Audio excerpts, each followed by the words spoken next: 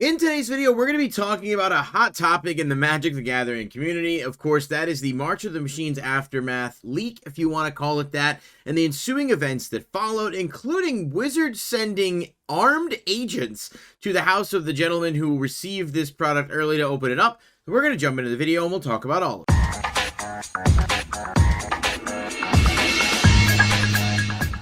Thank you guys so much for checking out the video and coming back to the channel. If you are new here, please consider hitting the like button and subscribing to the channel. Click the bell icon to stay notified for all the newest videos as they are posted. And if you're not new and you've just been around and maybe haven't subscribed yet, feel free to do that as well. We've done a couple videos already touching on a few of the March of the Machine Aftermath products, as well as the overall set, and kind of covering a few of the single cards. Honestly, part of the reason I've been waiting is just there haven't been that many great glam shots to utilize in the videos. They're all very kind of blurry screen grabs, if you will, from the opening. So I've just been waiting on some official spoilers to really capitalize on that a bit more. But this story is wild, and I'm not, necessarily going to cover everything in expansive detail, but this just kind of has to be talked about. So let's set the scene just a little bit. A YouTuber by the name of School MTG, who has been around for a little bit as far as I can tell. They have almost 899 videos.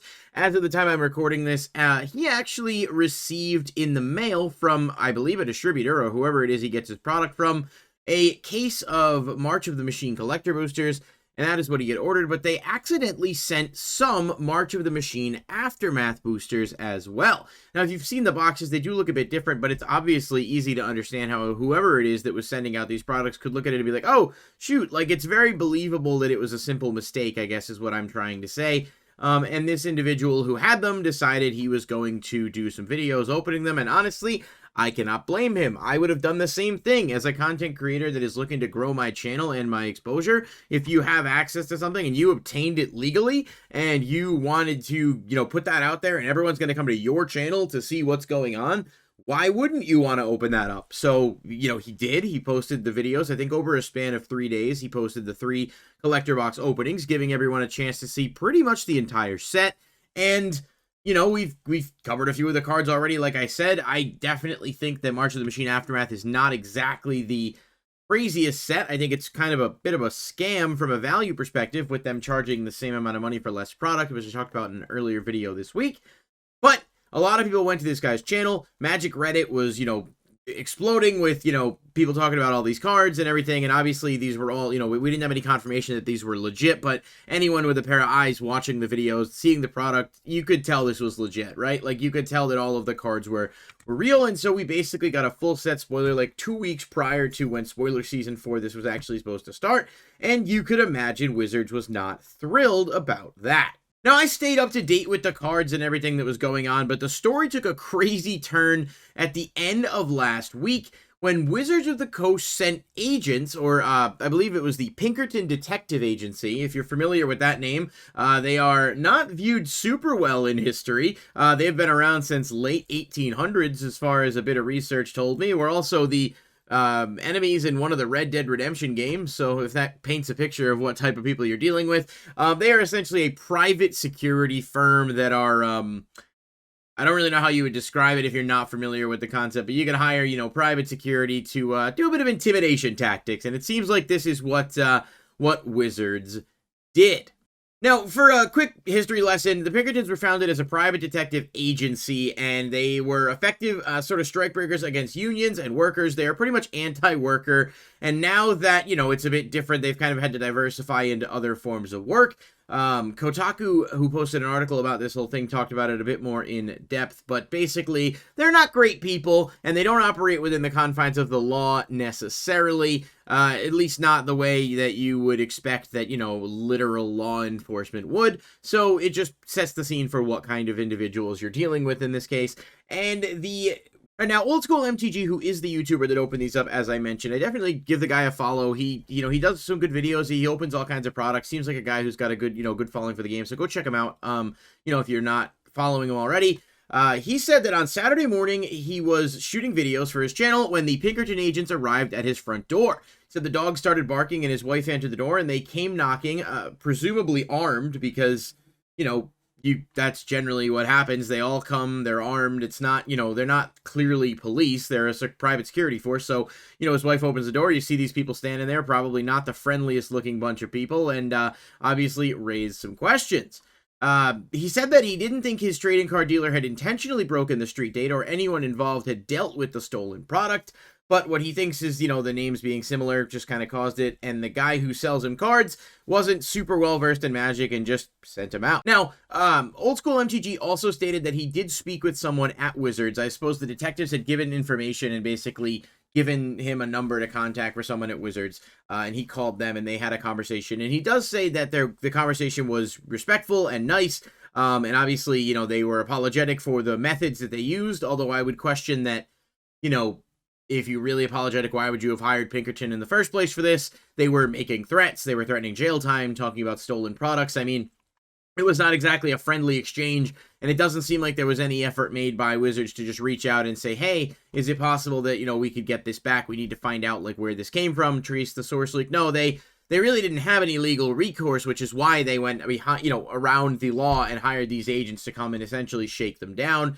And it's just not a good look at all for a company that has struggled to maintain a good look lately with Magic 30 and some people's criticisms of the Dungeons & Dragons fair use, monetization thing earlier this year. And now this, of course, it just seems like anytime Wizards does something good where you put out products that people like, they shoot themselves in the foot shortly after.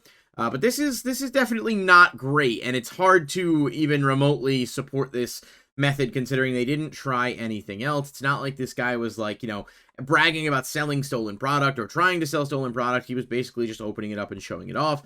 And don't get me wrong, for the company, I understand the panic about the set being spoiled fully, especially after seeing that it's rather lackluster. So it sort of, basically it's like, okay, well, we got to market this better. Are people going to crack this? Is this, we haven't even had a chance to do our spoiler season with the content creators, but generally speaking, there is zero excuse for why they chose to go the way that they went, especially because, this is just, they clearly didn't have any legal recourse, else they would have contacted the police, and that's why they instead did this shady shit, getting some, private investigators involved.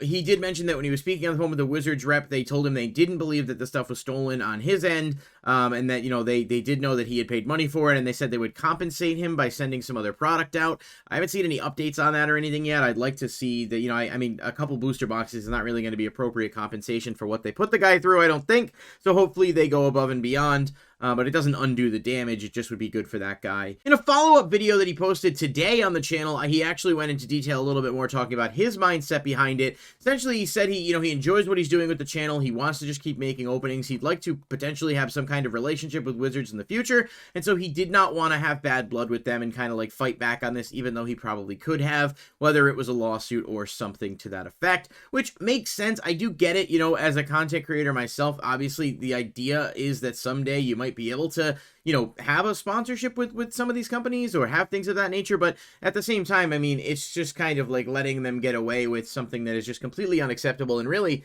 just brutal intimidation tactics that, I don't even think they really took the steps to do anything different. It was just oh, well, we're going to send the Pinkertons and, fuck you, I guess.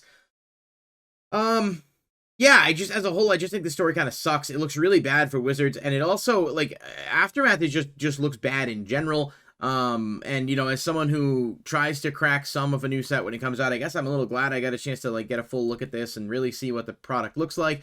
Because for me, this feels skippable. I'm just gonna pick up singles if there's anything I'm interested in. But if this guy... There's a lot of questions here. How did the Pinkertons get there? How did they find his information? Why did the first method be just to show up aggressively instead of, a simple phone call from Wizards perhaps saying, hey, look, is it possible we could get this packaging or you could take these videos down? I mean, there's a million other ways this could have been handled better than the way that it was handled. And yet, of course, they chose the one that makes them look absolutely terrible. So I'm sure there will be more fallout from this story, and if there's any significant updates, I will make a follow-up video, but I think for the most part, this is going to be the kind of the meat and potatoes of it, covering the gist of the story. But I am curious what you guys think. It's hard to not... There's no scenario in this in which Wizards doesn't look like the asshole. I mean, obviously, you could make the argument, which I wouldn't, but you could say, this guy...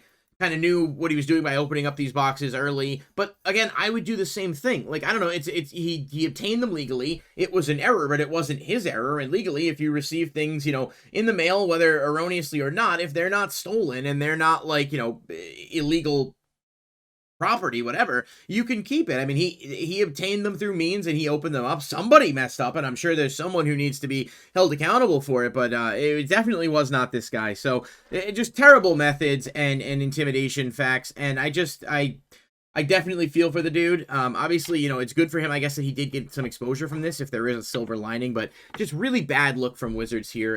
And again, anytime they have some goodwill, you know, with some better products coming out and just overall, you know, more excitement, they seem to have to do something to, like, take a step back and kind of, like, shoot themselves in the foot there. So, not a fan at all of this method approach or the set as a whole, but it has definitely made for, you know, I guess a bit of an interesting story between spoiler seasons, so at least there's that. But let me know what you guys think. Are you going to be buying Aftermath?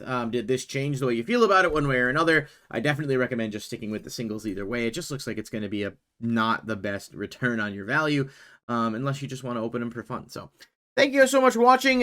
Be sure to check your front doors for private security when you record your box opening videos, because you never know. And I'll catch you guys in the next video. Peace.